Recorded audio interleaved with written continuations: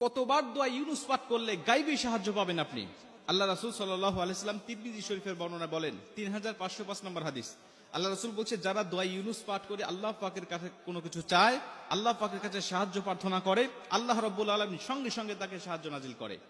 অনেক মুহাদ্দিস, অনেক মুফাসসির এই আয়াতটাকে, এই দোয়াটাকে দোয়া ইউনুসও বলে থাকেন। এটা আল্লাহ রাব্বুল আলামিনের গাইবী সাহায্য পাওয়ার একটি অন্যতম একটি দোয়া। তিরমিজি শরীফের বর্ণনায় আল্লাহ রাসূল সাল্লাল্লাহু আলাইহি ওয়াসাল্লাম বলেন, আমার ভাই ইউনুস আলাইহিস সালাতু ওয়াসসালামকে যখন নৌকা থেকে যখন সাগরে নিক্ষেপ করা হয়েছিল, নৌকা থেকে যখন তাকে সাগরে নিক্ষেপ করা হলো, তিনি পানির নিচে পড়ে গেলেন। পানির গভীরে যাওয়ার পরে তাকে মাছ খেয়ে ফেললেন। তিনটা অন্ধকারের মধ্যে তিনি পড়ে গেলেন, পানির অন্ধকার, মাছের অন্ধকার, রাতের অন্ধকার। তিনটা অন্ধকারের মধ্যে থাকলেন, কোথাও কোনো সাথী ছিল না, তার কাছে কোনো সাহায্য করার মতো কোনো মানুষ ছিল না। তিনি জানতেন যে আমাকে আল্লাহ পাক ছাড়া কেউ সাহায্য করতে পারবে না। তখন ইউনুস আলাইহিস সালাতু ওয়াসসালাম আল্লাহ পাকের কাছে দোয়া ইউনুস পাঠ করতে লাগলেন। তিনি বলতে থাকলেন, লা ইলাহা ইল্লা আনতা সুবহানাকা ইন্নী কুনতু মিনাজ জালিমিন। হে আল্লাহ, তুমি ছাড়া কোনো মাবুদ নাই, তুমি মহান, তুমি পবিত্র। আল্লাহ, আমি জালিম হয়ে গিয়েছি, আমি নিজের উপরে জুলুম করেছি। আল্লাহ, তুমি ছাড়া সাহায্য করার মতো আমার কেউ নাই। আল্লাহ রাব্বুল আলামিন তাকে মাছের পেট থেকে আল্লাহ পাক তাকে হেফাজত করলেন। আল্লাহ পানির অন্ধকার থেকে তাকে আলোতে নিয়ে আসলেন, রাতের অন্ধকার থেকে আল্লাহ দিনের আলো দিলেন। তিনি মুক্তি হয়ে গেলেন, তিনি আল্লাহ পাকের শুকরিয়া আদায় করলেন।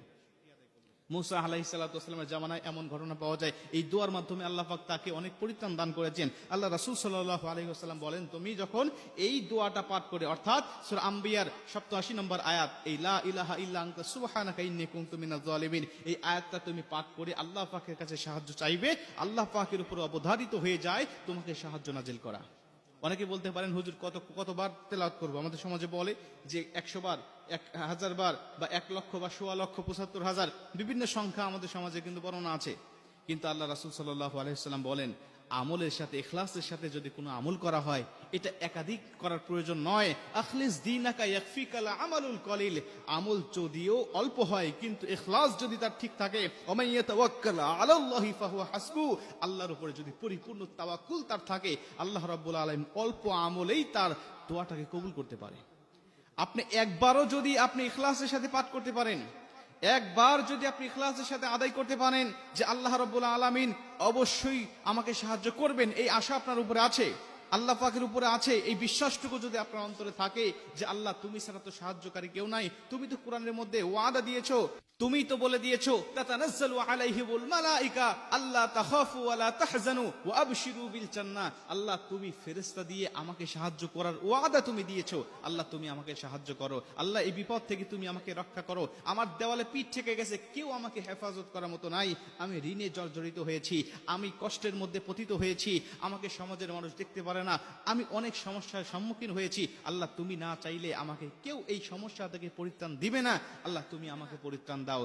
আল্লাহ পাকের কাছে একানিষ্ঠভাবে কায়নু বাক্যে যখন আপনি ইখলাসের সাথে আল্লাহ পাকের কাছে চাইবেন, আল্লাহ পাক অবশ্যই আপনাকে কবুল করবে, অবশ্যই আপনার দোয়াটাকে কবুল করবে।